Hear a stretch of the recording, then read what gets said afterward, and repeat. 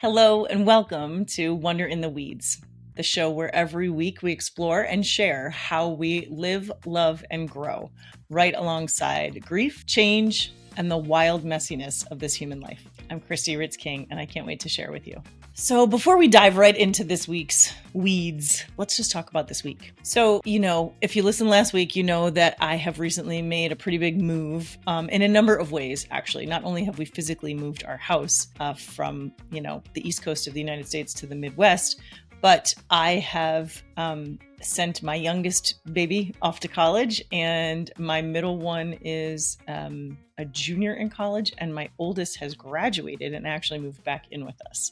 So that's why I kind of call myself a partly empty nester, because I do have an adult kid back here with me, but that's a whole other can of worms. And we'll talk about that in another episode, how you parent a grown-up, and especially one that's living in your house. So I'll save that for another day, but that's just sort of what's going on this week. I'm trying to kind of balance the chaos of a move with, the routines and understanding routines and the ordinariness of everyday life. So I decided that's what we would talk about this week, is not only how to find wonder in the ordinary days, but what happens when it's hard to find wonder in your ordinary days, or even when it's hard to get into ordinary days. So that's where I am right now. We've just had this massive move that was really like a 6-month process. So we found out it was all happening in February, I believe. My husband and I jumped on a plane and flew out to Minnesota in March. We did a whirlwind 24-hour house hunting, neighborhood hunting, get to know the area, tour, if you will. And then I flew back. Nope, we flew back together. And then about a week or so later, first I went to a business conference, and then I came home, and about a week or so later, he left to move out here. And so I'm telling you all this to tell you that starting in about March 1st till August 31st, really, it's been like one thing after the other, after the other, after the other. So, because in addition to all that, so I was left in Jersey to sell a house, buy another house. I had to come out again to look. And that time I dragged my poor son out for his spring break from high school, his final spring break. And he spent it in corporate housing in Minnesota. Poor guy. I owe him one. But I then looked at, 18 houses and did one of those kind of crazy days. But in addition to all that, he was a senior in high school. So I was trying my best to keep things as normal as possible at home. Meanwhile, he had the most abnormal year of his life with, his father home for some of it while he wasn't working, and then completely out of the state for the rest of it. But I was trying my best to do all the senior things and, go to the final bowling match and the final, honors assembly and the final blah, blah, blah, all the things you do as a mom of a senior. And I had a senior in college who was doing amazing things of her own and didn't require, but I wanted to attend some of those things too. So in this 6-month period, I was looking for a new home, trying to sell a current home, which that's a whole other episode, closing up a private practice office, trying to find information on how to start a private practice in a new place, kind of taking care of my clients in a way of either helping them find someone new or helping them transition to remote with me, or help, there was a lot. It was a lot of details and a lot of chaos and a lot of me sort of putting on my executive hat and taking care of all of these details, which ironically is a thing that I do when I am under stress. I tend to disconnect emotionally and just get to work doing the next thing in line. So it looks really productive and it looks like I really have my shit together. But in reality, it's a coping mechanism for there are very big things happening and I don't want to manage them right now. And so won't it be better if I just have all these checklists and I can get all the checklists done? So that's been the last 6 months. And I'm aware of that. I'm aware that that's what I do. And so it's not that makes it better, but it does make it a little more manageable. So I can kind of check in with myself and be like, don't do this. Don't ruin, your kid's senior year, your you're a graduate from college, like don't ruin those experiences because you have disconnected and kind of gone into like, get it done mode and you're trying not to feel anything. So I really tried not to do that. But what that led to was just even more chaos, both emotionally and just physically. And I was like exhausted. So again, I'm telling all this to tell you that the reason then that now we're here and I'm theoretically entering the phase where like all of the like dust is settling and I'm now going to get back into sort of ordinary time, if you will. If you're Catholic, then that means something totally different. But you know, back to the days of having a cup of coffee and starting walking the dogs and taking them out and cleaning the yard and doing laundry on Sundays and all of the things that are sort of ordinary, that are routines.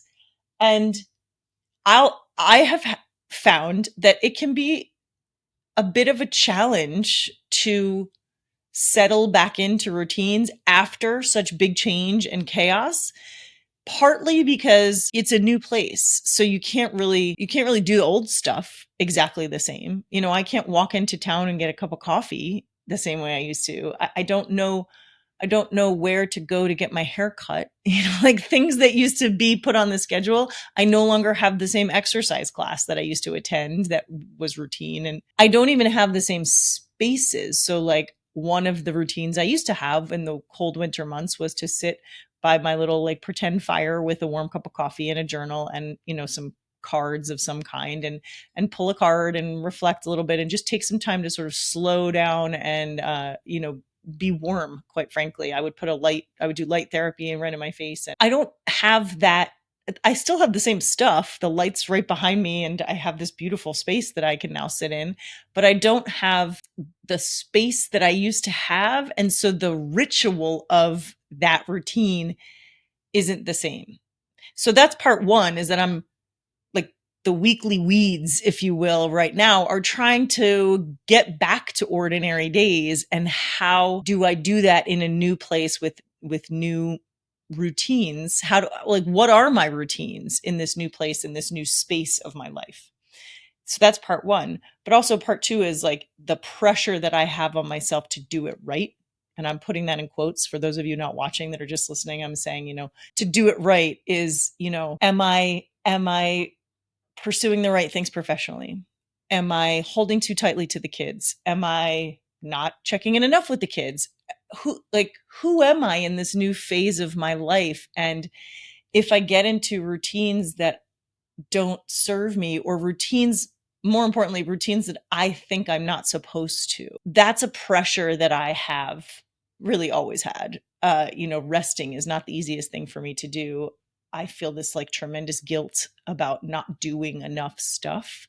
So trying to set my new routines in this new place after the chaos of a big, big change that really required, 75% of my brain power at any given time. So there wasn't really a lot left to come up with schedules and routines and things like that. It was more like just get the next thing done that needs to get done. And now I'm settling into a place where I can get back to day-to-day things. And yet I feel this tremendous pressure to make sure I'm doing the correct day-to-day things. And so that's going to require from me, and will require from you, if you find yourself in the same boat ever, a little bit of introspection on, well, who do I think is choosing what the right things are? Am I doing this thing because I think I'm supposed to? Am I working out every day because I think I'm supposed to? Or am I working out every day because I actually like that? Is the routine of walking the dogs at 6 a.m. necessary, or can I do it at noon? Or do I have to feel guilty because in my head, I'm supposed to be working from 9 a.m. to 6 p.m. and if I do anything in between there, then I'm doing something wrong. It's that little internal voice that's like, what are you doing? You can't just have a second cup of coffee and read your book. You can't just sit on the back porch. You can't put that box away for a colder day because you should get everything unpacked. You've just moved in. Like all the shoulds and all of the expectations that I have for myself. Nobody else is imposing this on me. It's that sort of naggy little voice inside that's telling me the way I'm supposed to do things. So it's kind of two parts. It's this like inner voice that says like, well, you need to make sure you have these routines the right way. And then it's also the first part, the part that's like remembering what it used to be like, trying to just replicate and do the same thing again without really a much of intention, just to like, well, this is what I used to do and it worked. So what that requires of me. So how am I dealing with that? Those are the weeds. The weeds are, I'm in the weeds of this giant transition. I'm coming sort of down off the giant transition into what's supposed to be my new normal. And I am trying to figure out what that is in a way that serves me and is grounded in what I need and want rather than what I think the world thinks I'm supposed to be doing, or that little naggy inner voice thinks I'm supposed to be doing. So if you find yourself in a similar situation, maybe you didn't move cross country, but you've just come out of a big transition. Your kid just started school, or you've had a sick parent that now you don't have to take care of in quite the same way, or your kids are grown and they've now moved out and you're trying to figure out, well, who am I now in this new normal? It doesn't have to mean, you don't have to be just like me where you've moved across the country. It can be a change that feels that big, even if it doesn't look the same on paper. A transition with your job, a transition with your home life, a transition in who you feel like you are these days. That happens a lot, especially to us women. Like, we have a lot of different roles that we fill throughout the course of our life. And we should honor those times in between when we transition from one to the other. And so I am trying to do that by paying attention to my body, which always sounds a little hokey, I think.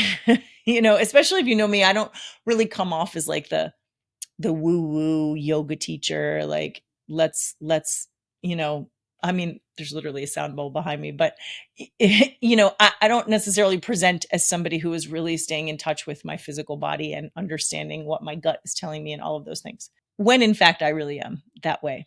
I don't necessarily preach about it a lot, but I have found for myself, when I am under times of great stress, the very first thing I do is disconnect from my physical body. I just shut off that part, or I should say what I have done in the past. I'm much better about not doing it anymore as much. But for me, getting back into a routine first starts with like, what do I need? What do I need physically, emotionally to sustain me in this time? What do I need? So for me, paying attention to my body means that I need to slow down and be intentional with my behavior and with the way I move through the day. And it doesn't have to be huge. I'm not sitting down and meditating for 30 minutes every morning. I'm not, journaling every single day. I'm not doing, those are great things. And if you can do them, fantastic. But I just want you to hear that it doesn't have to be something that you commit to with that kind of like fervor. For me, it just requires taking my everyday things and turning them into purposeful moments. So, for instance, before we moved, finally gave in to my dentist and bought an electronic toothbrush. She gave me the whole, you're old and your gums are receding and you really got to take better care of them. And you can't do that with a manual toothbrush. So who knows? It's probably hype. Feel free to tell me in the comments that you think it's a bad idea, but I finally gave into it. The reason I'm telling you this is because I, for a long time, preached something called a toothbrush meditation, where, and the idea of that is like, no matter what your life looks like, pretty much you're going to brush your teeth at least one time a day, if not twice a day. But most people, no matter how busy they get, no matter how exhausted they are, no matter how much their kids have kept them up, they will brush their teeth at least once a day. And that is a forcing function to stay still, possibly, hopefully, look yourself in the mirror and take time that you might not otherwise take during your day to pause. Pause your thoughts, pause your mind, pause your body, pause all of it other than, this. And you can count on it because you're going to do it every day. So I used to say to people, practice a toothbrush meditation, which can be whatever you want it to be in those 2 minutes.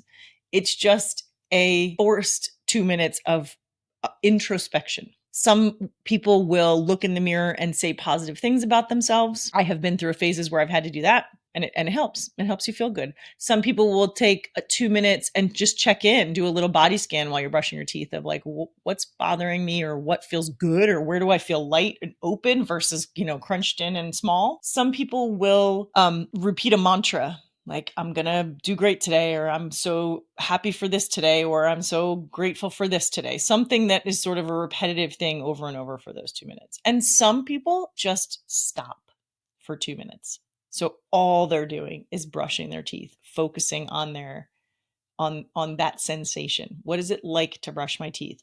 What is it like? What does it feel like with this brush on my gums? What about over on these gums? What about that? Can be a challenge to really just focus on the task at hand. And that for me is what the 2-minute toothbrush, the electronic toothbrush forces you to do it for 2 minutes. Well, it doesn't force you to, but it stays on. You push the button and it stays on 30 seconds, 30 seconds, 30 seconds, 30 seconds is the idea. You're supposed to go sort of split your mouth into fourths and move around in 30-second intervals. And it'll buzz in between. So it goes, then it stops, then you're supposed to move it, then it goes again, then you're supposed to move it. So it's sort of guiding you through that 2 minutes. And what I realized for myself, two things. One, I never brushed my teeth for 2 minutes before this. I thought I was doing such a good job, but I never brushed my teeth for that long. It felt torturous in the beginning, even as somebody who routinely practices some sort of something during my toothbrush time. So that was one, is that I never did it for that long before. But two was that I had gotten to a point where I was filling in those 2 minutes with other things. I was either like going over going over what I needed to do that day, or going over what I wanted to, let go of at night. Like, I had a nice sort of meditative piece of that. But because I was there was a little bit of a learning curve for this toothbrush, I had to pay attention to the actual act of brushing my teeth. And that turned into a way for me to reconnect to my body. Because I was in the thick when I got this thing, I was living in my in-laws' basement. My husband was here in the new house. We had moved all of our things to the new house. We had sold the old house, but we were still living in Jersey so that everybody could finish, their summer jobs and one last summer at the shore and, doing all of that. It was like the longest farewell tour of my life. I was saying goodbye to, having lunches and coffees and meeting people in between and jamming in as many Pilates sessions with my favorite human being that I could before I moved. And so it was a lot like frantic. It was a frantic month of life. And this toothbrush time, this 2-minute torturous toothbrush time, forced me to stop and check in with myself, because I had to pay attention to the act of brushing my teeth.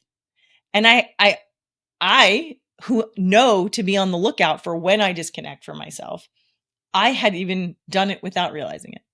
I had gone into sort of zombie mode of like, let me just get through this and not feel anything so that I can, preserve my sanity.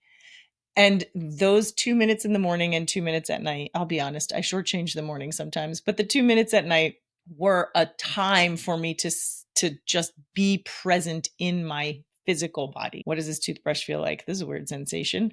Did I get it clean enough? Do I need to move over this part more? I really just had to pay attention to the task at hand. And it was a great grounding tool for those times for me. So fast forward, I'm here now. I still have the same stinking toothbrush, and I am realizing I don't need to pay attention so much to what I'm doing. So now my intention when I'm standing there is to go back to that meditation part. I'm sitting in the mirror. I'm holding that toothbrush. I'm letting it do its thing. And I'm either saying something nice about this new place that we're in, or trying to focus on what was good out of the day, because it's easy to get lost in the weeds when you have a big change or transition. And then as for bigger than those 2 minutes, it's not just the 2 minutes that I'm doing. Those 2 minutes of toothbrush introspection have allowed me to be more present with what I need and what's going to work for me. So I'm starting to develop new routines in this place, in this space, in this time of my life. And that is starting to make everything feel better. Just knowing when I wake up on Tuesdays, this is what I do. I'm starting to go to the same class at the gym frequently. I'm starting to, put clients at a certain place. I was kind of just doing whatever needed to be done whenever it needed to be done before. And now it's like, no, on this day I have clients all day. On this day I don't. So I can walk the dogs. I can, you don't need all the nitty gritty, but the point is I'm getting back into routines so that I can find my rituals, because that's the wonder part of it. Ordinary days, they're not wonderful on their own, although after a big change, an ordinary day can feel kind of wonderful. But generally speaking, your ordinary days aren't in totality where the wonder is. But if you ritualize certain parts of those routines, and what that just means is make it special, make it intentional. No one would consider brushing your teeth a ritual, but for me, it is. It's a special 2-minute time where I get to focus on whatever I'm choosing to focus on at the time, whether it's the task at hand or whether it's directing my thoughts in a place for 2 solid minutes. That's become a ritual for me. I turn a cup of coffee into a ritual. I'm holding it. I love, special mugs. I have certain ones I use at certain times to make me feel better. If it's nice outside, I take my first cup of coffee outside and sit in the sun or sit, in the fall, cool crispness of fall. I'd like to say we have that. We haven't had that many days of that, and it's different here. I used to do that in the old place, and here there's a lot more weird bugs and it's noisy. And so I'm trying to figure out, okay, well, what's going to work for me here as a ritual that helps me start my day and helps me get grounded and helps me pay attention to me. And what is the wonder in it? Because silly enough, the wonder for me often is just the mug. I love the way things feel in my hands. I love that I am in a position where I can buy them. Oftentimes my mugs will have, wherever we had been traveling or where we'd come from or a place that's special to myself or my family. So I've turned little ordinary things into wonder and pieces of joy that I can include in my everyday routines. And that turns the routine into a ritual. It doesn't have to be every single thing you do. Sometimes you're just going to brush your teeth. But are there things in your day that are routine, that are ordinary, that you do every single day, maybe at the same time, maybe not, but every single day, or at least often enough that they are rote? Can you take those rote moments and turn them into something a little more special?